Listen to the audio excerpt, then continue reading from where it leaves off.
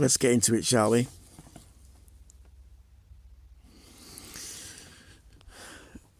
Now, it's been said that the UK grime artist, a UK grime artist by the name of Ninez, has been sent down for cannabis possession. Okay, now let me get into it before I explain the thing regarding explain the thumbnail with the picture of two girls and the guy in the middle, who is indeed Ninez. Going straight in.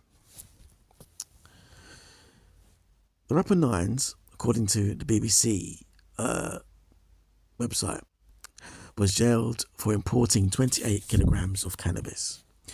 British rapper Ninez has been jailed for importing 28k of cannabis into the UK from Spain and Poland.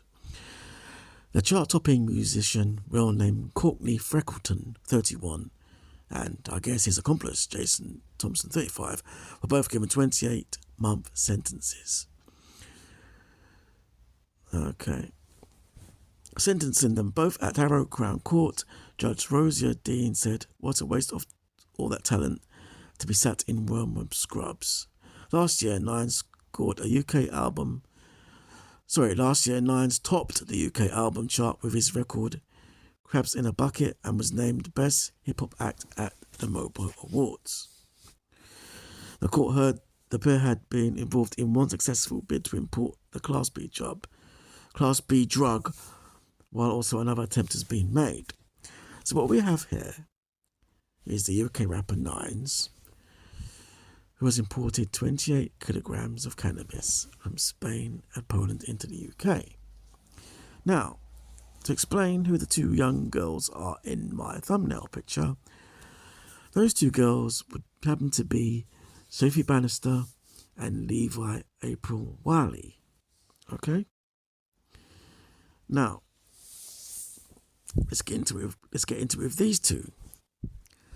Sophie Bannister and Levi April Wiley, according to, I'm using here AI. This would be Meta AI. Sophie Bannister and Levi April Wiley were both caught smuggling over 35k kilograms of cannabis into the UK in December 2023. They had claimed to be returning from a 3-day shopping trip to New York City. The two friends, both 30, were intercepted by Border Force officials at Birmingham International Airport. Their suitcases contained 70 sealed packages of cannabis with a street value of over 160,000. Wow. Both claimed they were unwittingly drug mules, having been offered an all-expensive paid trip in exchange of bringing back suitcases they believed contained watches. They cited financial and personal vulnerabilities. Now, what's happened here, in this case, is both ladies had been let off.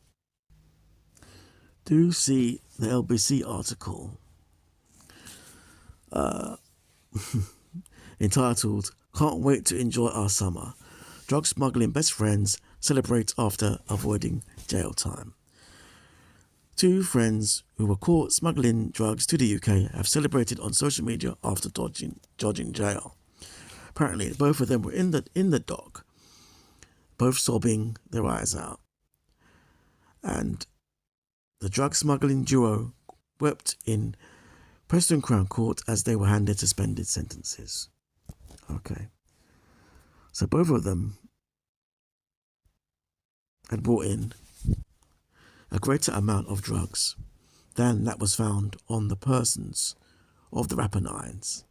But yet Ninez is going to get sentenced and these two aren't. Make it make sense. Now, I've done a little bit of looking around. Yes, it may be that not just a racial element here, but men in general who have been caught in possession have served a sentence, whereas in some cases women do not. And I'm talking here in the UK. I'm not talking about in Thailand or Brazil or Colombia or anywhere else where they are more draconian. I'm talking about over here in the UK. So yes, it may be men, but breaking it down even further, it seems to me that it's black men that get sentenced more for this crime. Hence why, important point, when crime statistics are made, and when all these people come out and say, all these right-wing people come out and say, there you go, look at the statistics, look at the statistics. The statistics, technically speaking, could be doctored by the fact that most black men are sentenced for these crimes, whereas their Caucasian counterparts are not, as we are seeing here. Don't forget, there's 2 girls in this instance, and there's only 1 Ninez. So technically speaking, if they were all to be sentenced, that'd be 2 women as opposed to 1 man. But ironically, it's only 2 women that get off, and 1 man that does the time. Forgive me. May that make sense? So, in terms of a criminal statistic, in terms of being a criminal stat, it seems to me that the black male's crimes, in this case Ninez crime, will be on that, will be made a statistic, whereas the women's one will not. The 2 girls won't make it make sense.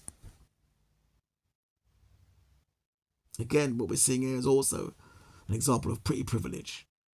In this case, 2 blonde, pretty girls, which they are, as opposed to Ninez, innit? As they say on the street. So, there you have it. Inconsistencies in the law,